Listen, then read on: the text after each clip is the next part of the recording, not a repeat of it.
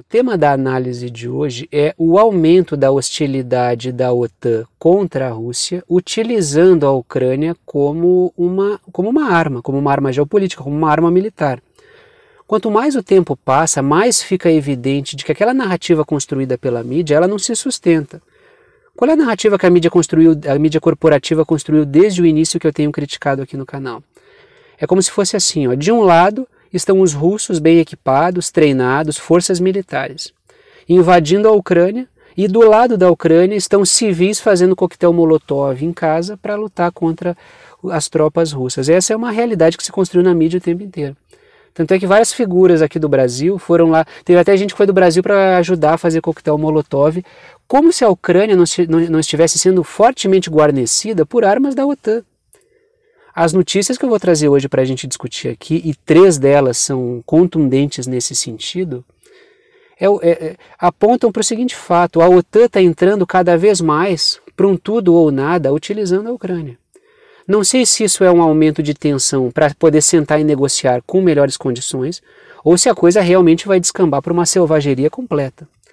Mas o fato me parece ser o seguinte: aquela luz no fim do túnel, que parecia o fim do conflito, um acordo de paz, me parece algo cada vez mais distante. Parece que o túnel é cada vez mais comprido e a possibilidade de sair dele é cada vez menor. Pelo menos pelas notícias que vão aparecendo. Claro, se a coisa muda, porque muitas vezes esses fatos eles produzem uma tensão e depois os lados sentam para uma negociação em condições de força e chega a uma certa resolução. Mas pelas notícias que estão saindo, não parece ser isso. Parece que a coisa vai descambar para uma selvageria completa. Logicamente que a Ucrânia vai ser completamente destroçada nesse processo. A Rússia vai ter vários problemas, gastos militares, vai ficar enroscada com a situação na Ucrânia por algum tempo. Logicamente que a Rússia está fazendo operações na porção leste da Ucrânia para conseguir estabilizar aquela região e manter a coisa que pode durar meses, como disseram até alguns militares norte-americanos aí. Muito mais por interesse do que propriamente por uma análise real, mas logicamente que a vontade política das forças militares norte-americanas, ela contam nesse processo. Até porque o Zelensky, assim como o batalhão de Azov, me parecem ser forças que trabalham para fazer com que esse conflito perdure o máximo de tempo possível. Primeiro porque isso desgasta a Rússia, segundo porque isso produz um cenário global de crise que é útil para setores que estão capitalizando em cima dessa crise. Então tem tudo isso que está posto na mesa. Não é um conflito da Ucrânia contra a Rússia, tem muito mais coisa por detrás disso. Tem um atrito da Rússia com a OTAN, tem um interesse de setores econômicos poderosos que estão capitalizando politicamente e economicamente em cima da crise para produzir uma nova realidade ainda mais monopolista no mundo. Então, o que dá suporte aos Zelensky são as armas da OTAN e o dinheiro de setores financeiros poderosíssimos. Por isso, se a coisa fosse Rússia contra a Ucrânia, eu não tenho sombra de dúvidas de que a coisa já estaria resolvida. Mas a coisa não anda bem por aí. As notícias que eu vou trazer hoje aqui, todos os dias eu trago 6 anotações, 6 pontos para discutir com vocês.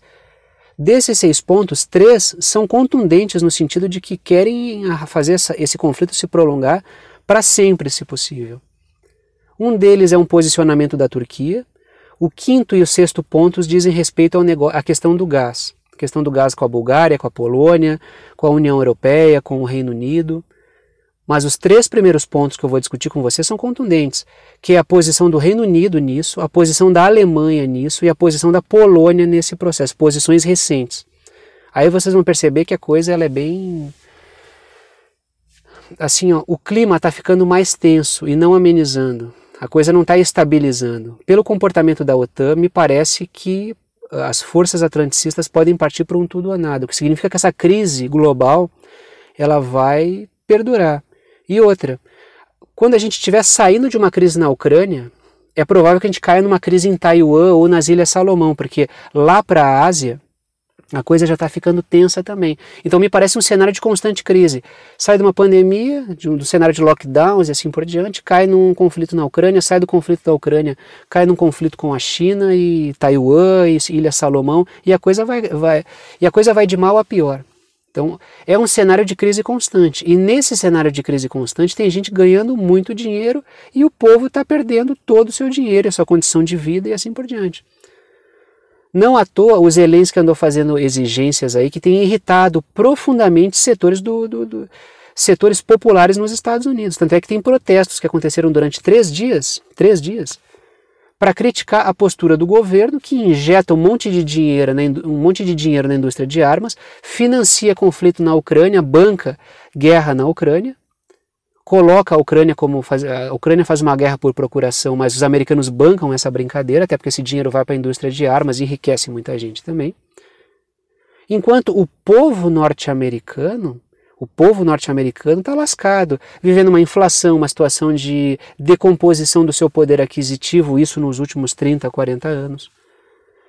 Só que agora se acelerou essa decomposição da qualidade de vida do povo. A insatisfação popular nos Estados Unidos é enorme. E agora o Zelensky tem feito exigências perante as potências ocidentais de que ele está exigindo, porque o Zelensky ele não pede, ele exige. Ele foi colocado nessa situação pelos caras que comandam ele. Então ele é um fantoche que faz uma espécie de tour virtual pelos parlamentos, constrangendo os países a tomarem uma certa conduta. Claro, o Zelensky por si só não tem poder. Quem coloca o Zelensky naquela posição, que são os setores financeiros transnacionais e as forças atlanticistas, é que dão esse poder para o Zelensky.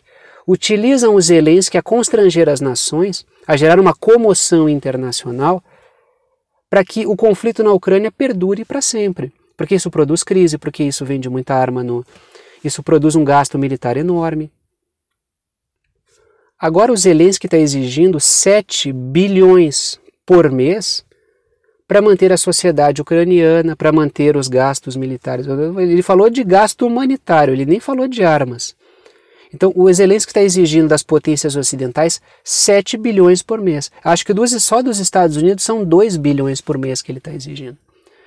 Qual é a tendência da condição, a tendência da atmosfera política e social nos países que estão doando este dinheiro, que estão injetando esse dinheiro na Ucrânia? É de que vai haver protesto contra isso. Por quê? A população vai pensar da seguinte maneira, como nos Estados Unidos já está ocorrendo. Só que a Europa também vive uma crise. O cara vai comprar um produto, não tem na prateleira. O cara vai comprar uma quantidade de dinheiro, já não compram os mesmos produtos. A inflação aumentando. A inflação aumentando nos Estados Unidos, no mundo inteiro. Então a inflação aumenta, os governos, ao invés de melhorar a situação do seu povo, injetam dinheiro lá no Zelensky. Então é assim, ajuda para fora, abandono em casa. Isso não vai prestar. Quanto mais o tempo passar, mais protestos vão acontecer. E a legitimidade desses governos vai acabar virando nada. Uma situação de conflito que acontece em um lugar do tamanho que está ocorrendo, com a OTAN de um lado e a Rússia do outro, não atinge só a Ucrânia, a Rússia e os países diretamente envolvidos, atinge o mundo inteiro. A insatisfação social está crescendo no mundo inteiro.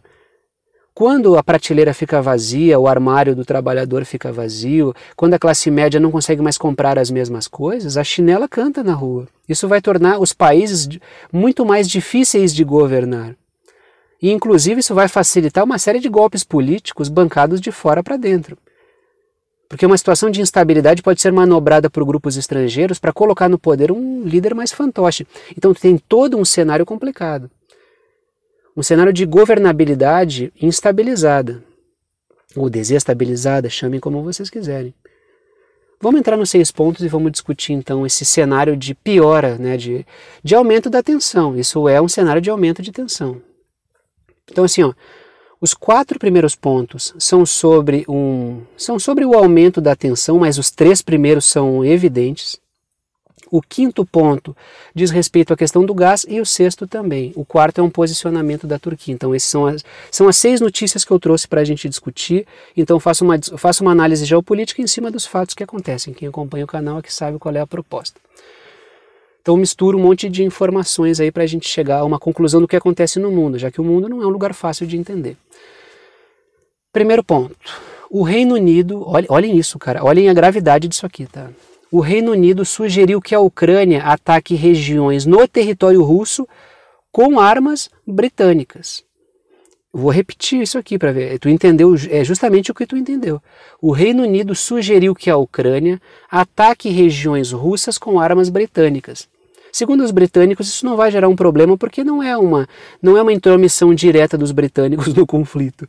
Então, assim, a coisa ela é muito hipócrita. Toda ela é muito hipócrita. Qual foi a resposta da Rússia? A Rússia diz que pode responder com armas de precisão, com uma enorme velocidade, se algo desse tipo acontecer.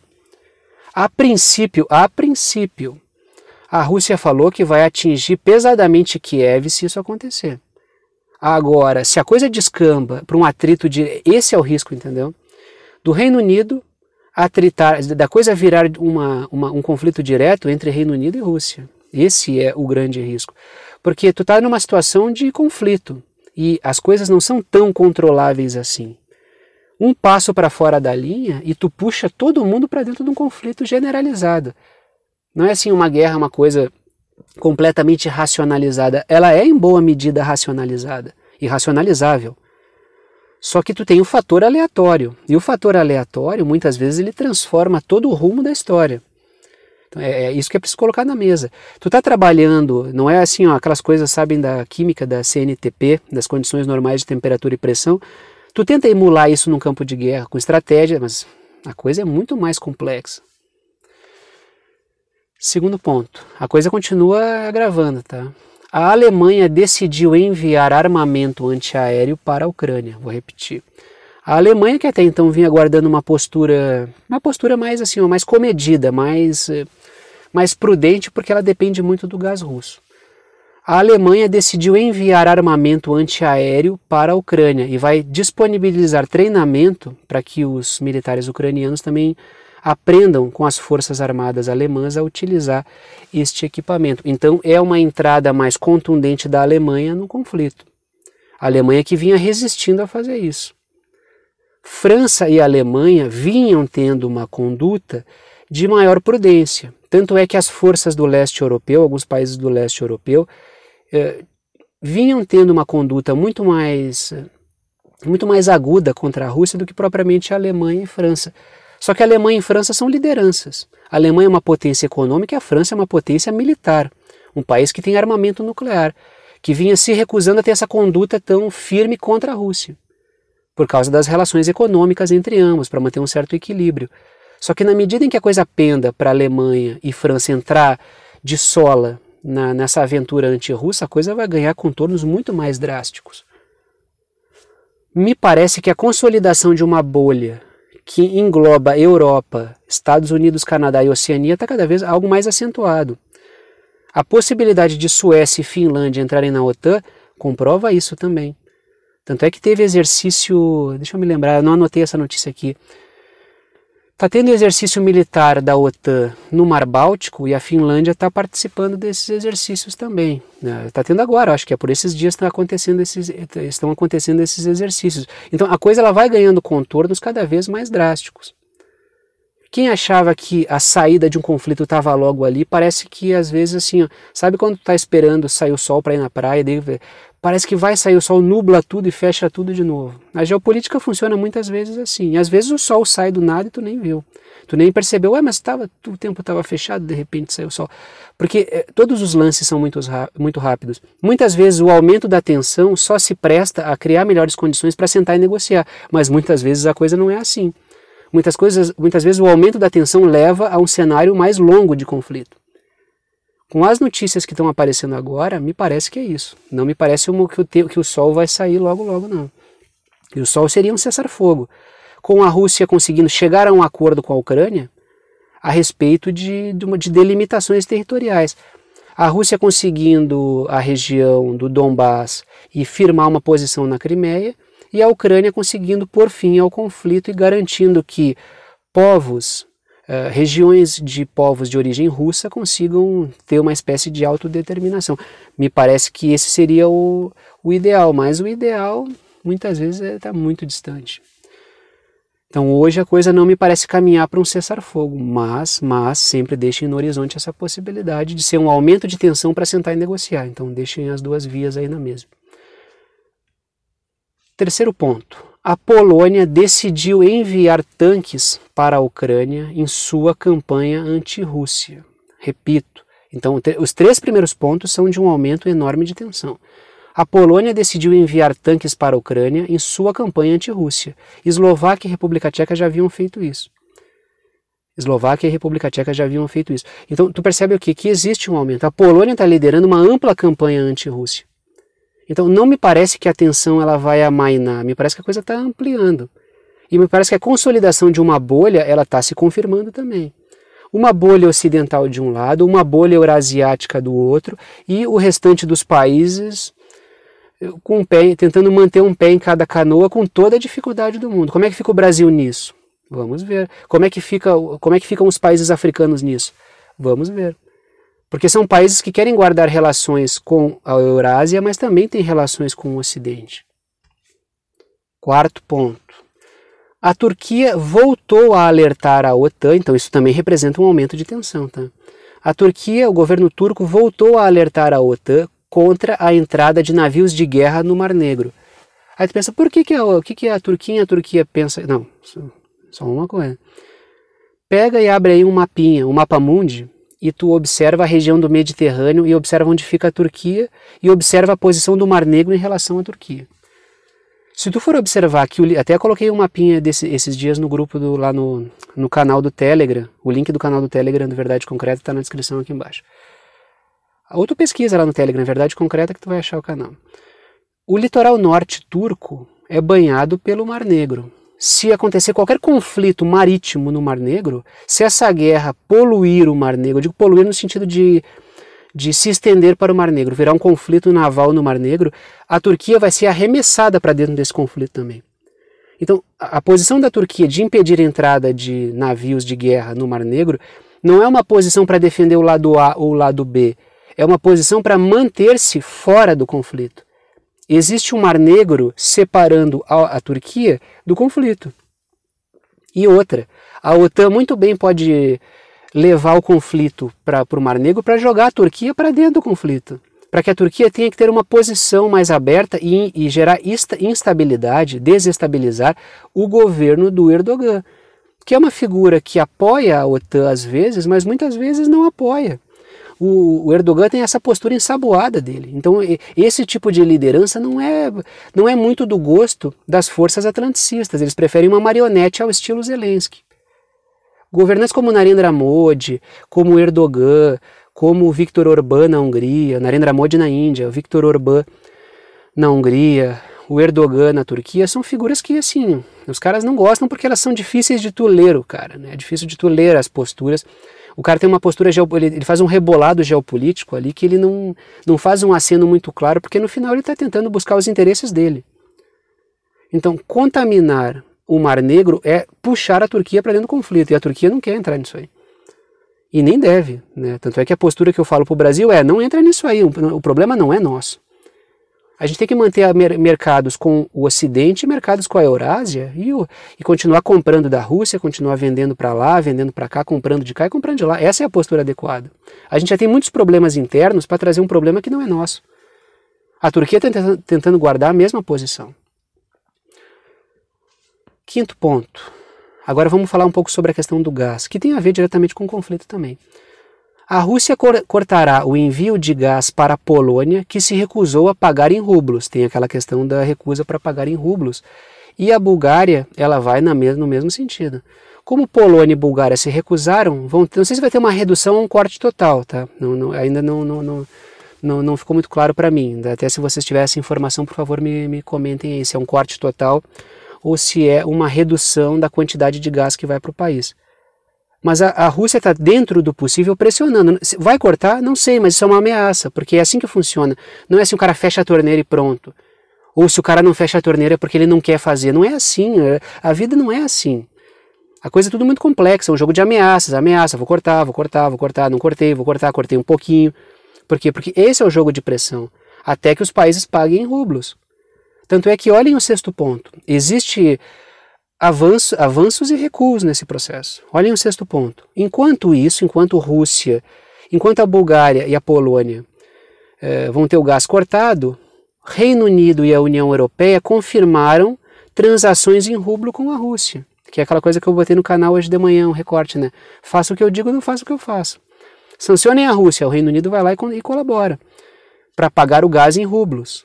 Envia dinheiro para um banco russo, ele converte no negócio do gás. É assim que funciona. Tu ameaça o corte, alguns países fazem, outros não. Então essa é a posição. União Europeia e Reino Unido topando pagar em rublos, Polônia e Bulgária como países autônomos, não. Uns vão ser cortados e outros não. Esse é o jogo de pressões. Então é preciso observar com cuidado. Não é assim, eu vou cortar e pronto. Ou eu não vou, a Rússia não cortou, ela não tem força. Não é. É um jogo de pressão. Existem interesses econômicos dentro da Rússia, existem interesses econômicos dentro da Polônia e assim por diante. Dito isso, vou parando por aqui. Gostou da análise, gostou do canal, quer saber como apoiar esse canal independente? Todas as formas de apoio estão na descrição aqui embaixo. Pode apoiar pelo Apoia-se, que é uma plataforma virtual. Agradeço a todos que apoiam, sem vocês não teria esse trabalho diário. Pode apoiar pelo Apoia-se, por boleto ou por cartão, no valor que tu quiser. O link do Apoia-se é apoia.se/verdade concreta. apoia.se/verdade concreta, o link está certinho aqui embaixo. Ou tu pode apoiar pelo Pix, com qualquer valor, sempre com qualquer valor, o valor que tu quiser. Tá? A chave Pix é uma chave de e-mail, também está na descrição do vídeo aqui embaixo, e a chave Pix é pixverdadeconcreta@gmail.com, pixverdadeconcreta@gmail.com. Dito isso, vou parando por aqui. Meus mais sinceros agradecimentos a todos que contribuem, sem vocês não teria esse trabalho diário. Vou parando por aqui e tchau para vocês.